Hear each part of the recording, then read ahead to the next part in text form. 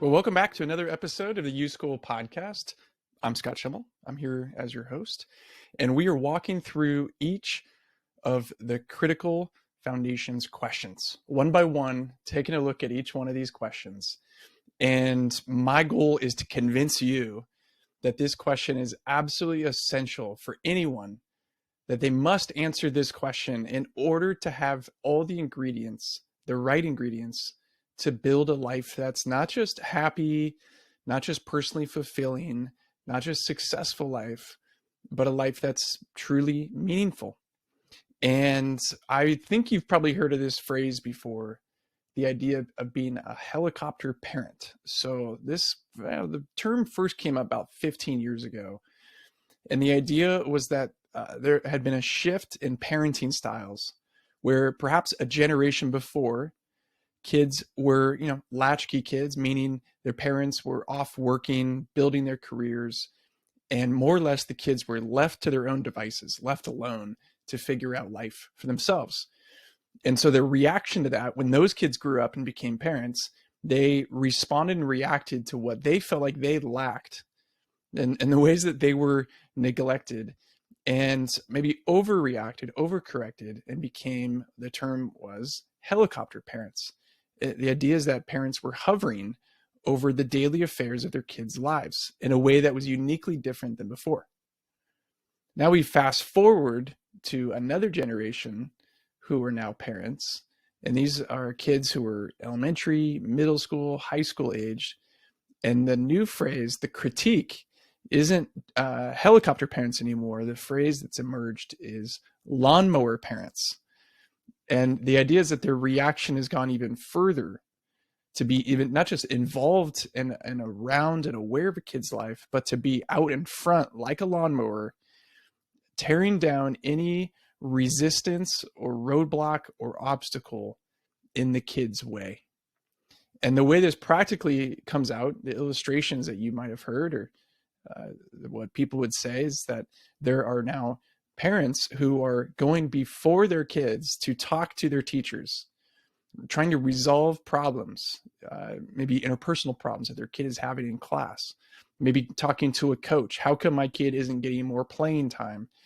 Rather than a generation or two before, it was really up to the kid to resolve those issues, to talk to the teacher, to talk to the parent. If a kid wasn't doing well in school or in a subject, well, it's the kid's fault, essentially. That's how it went when I was growing up. You trust the adult, not the kid, but it's been flipped. And the parenting style is to remove obstacles, resistance, roadblocks, protect kids at all costs. And that equates love and a good foundation. So we're going to examine that. And our major premise with this particular question, my bias is that's not good for kids. It's not helpful. And what we're trying to do is answer this question. This is the critical question. What have you pushed through? What roadblocks or obstacles or setbacks have you pushed through in your life?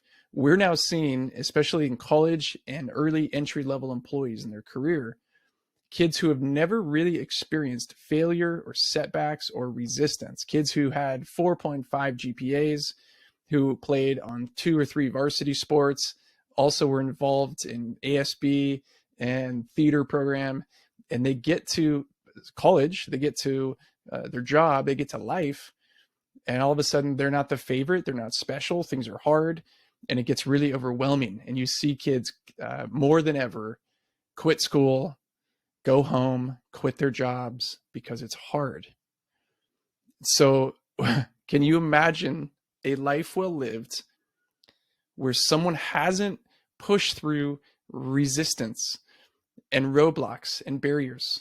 A life where someone hasn't demonstrated and cultivated an attitude of resilience in their lives. And what we know, and I'm sure you know this, challenges and setbacks shape someone's character. That's how it works. That's how people grow. It's challenges and setbacks. It's by going through them, not around them, not be protected from them. That's how character is built. And we want our kids to have good character, strong character. the more opportunities kids have to face setbacks, failure, and disappointments with, and then here's the subtle shift, the subtle difference, with caring, non-anxious adults who stick close to them, the more they will have the muscle mass and muscle memory to grow. So helicopter is I'm hovering, I'm around. Lawnmower is I'm removing the obstacles. We're talking about, and then the other option, obviously, is maybe what some of us grew up with, where our parents didn't even know about our obstacles or challenges. This is almost a fourth option, where you are aware, you're close, and you walk with them, not at a sense where their problems are your problems, but you walk with them to be a guide to help them navigate through the different options they have and to deal with the underlying emotions. And why would we do this? Obviously, it grows character. We talked about that. But we also want our kids to be able to handle adversity, maybe more adversity, because life is going to be hard. There's going to be tough stuff. They're likely going to get married, have careers, and those two right there are filled with adversity. So what do you want your kids to be able to do? Handle it or not? Secondly, we want kids to be able to keep pursuing their meaningful goals rather than give up because it's hard. And if it's hard, this is wrong. That's often the equation, that someone who doesn't have the character quality of resilience and grit, they might give up on something that's actually really meaningful and worthwhile. If somebody has more resilience, we can help them avoid feeling overwhelmed and defeated. We can help them avoid feeling like a victim. We can help people take charge of their lives. So the question then becomes, can you build resistance? Can you build resilience and resistance to giving up? Well, the answer is yes. And what I'm going to introduce to you in a really quick high level is the research that comes from the science of hope. And the hat tip here is to my friend, Dr. Ebby Molenberg-Trevino, who is a PhD researcher at the Hope Research Center in Oklahoma. She has her PhD in educational psychology from OSU, Oklahoma State, and she has taught me about the science of hope. Now, what is hope, and how do you teach it, and what is the science behind it? Well, it turns out there have been over 2,000 validated, significant, sophisticated research studies on hope. And hope is the belief, this is the definition that they use, hope is the belief that your future can be brighter and better than your past. And there's the key part, and you actually have a role to play in making it better. Tomorrow is going to be better than today, and it's going to be because of you and what you choose to do. That's the science of hope. And throughout all those research studies, it's turned out that to see someone have rising hope, here's the quote from one of the authors of this great book called Hope Rising. Rising hope is the most powerful way to allay the effects of childhood trauma, toxic stress, and painful, difficult experiences throughout your life. People who are more hopeful do better in school. Given the same IQ, same intelligence level, if you have more hope, you'll do better in school. Your GPA will go up. A kid will go to school more often. A kid who's more hopeful will get accepted into colleges more often. They'll do better in their career. They will feel less pain. They will heal more quickly from disease or illness. I mean, the data, the results of someone who's more hopeful have effects on your life that are, to me, mind-blowing. And the coolest part is that hope is learnable. It's practical. Anybody can learn it. Kids can learn it. And it's something you can do with your kids to help them develop and deepen their resilience. And it's, again, really simple. But let's talk about what hope isn't. Hope is not wishful thinking. It's not this Pollyannish, tomorrow's probably going to get better. It's not this fake optimism. It's not throwing a Bible verse or like a platitude in the direction of a challenge. It's serious. Hope is a goal that you have, a meaningful goal that you have for something in the future, something that you want, something that's important to you, goal plus what they would call in the science of hope pathways. In other words, there are multiple ways to get what I want. There are multiple avenues, multiple paths that I can take. And if one path doesn't work, I will find another way. So pathways it's the ways, it's the way. And then the last part is willpower. It's the motivation. It's the emotional energy that you can garner towards moving towards a goal. Now, this, again, the science of hope says if you are a more hopeful person, you will be more resilient towards challenges and setbacks that come your way. Roadblocks, failure, disappointment, rejection, getting fired, not doing well on a test, not getting accepted to the school, because you will find another goal or you will find a different way. But you will not be defeated. You'll not give up. You'll not get so overwhelmed that you can't move forward. You'll not play a victim. You won't say it's because of the system or because of them or because of her or him. You will simply keep working, keep moving towards wherever you're trying to go. Now, that's the kind of stuff that we want for our kids. And it starts with us in the different domains and different sectors of our lives, to practice the science of hope. Have goals, meaningful goals, move towards them, and to process out loud and let our kids see us move towards goals. And when there's resistance and setbacks and failures or rejection or doesn't go well, that we find another way and we keep moving forward. There's more to say, but I also want to share that there is, if you're seeing this, if you're listening to this, FYI, you can watch this on YouTube. It's free. Just go to the YouSchool channel on YouTube.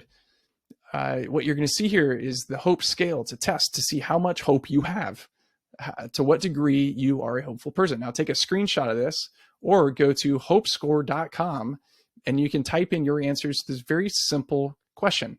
And you can measure if someone's hope goes up over time.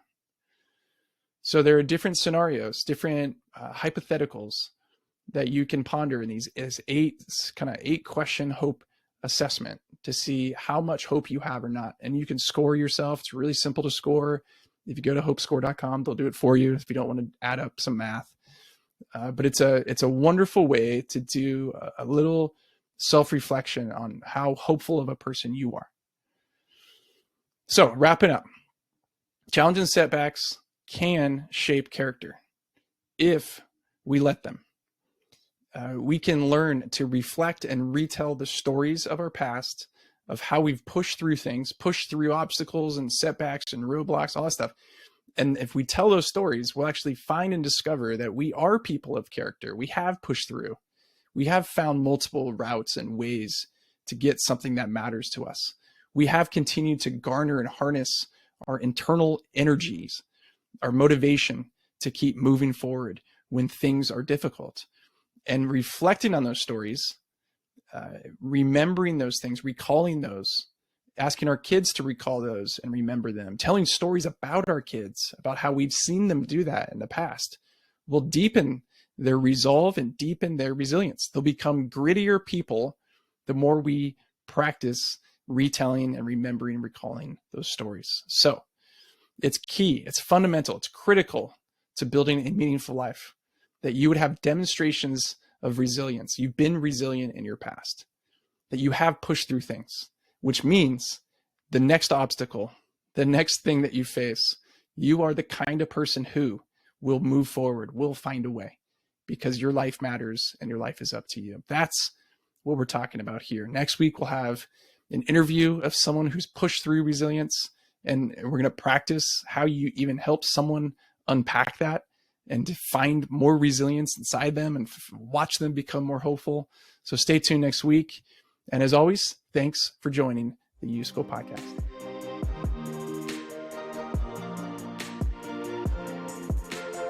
We're taking the mystery out of building a meaningful life with a step-by-step roadmap. In school, you're taught everything under the sun, from algebra to art history to aerodynamics, but you're not taught how to understand yourself or given the tools to make sense of all the questions life throws your way. Without it, most people will take the path of least resistance, hoping it all just works out someday. That's why the YouSchool is here. For over 10 years, we've been specializing in designing transformative curriculum and learning environments to guide people through life's transitions to find, define, and unleash great stories with their lives. You only get one life, you only get one story. Make sure it's the right one.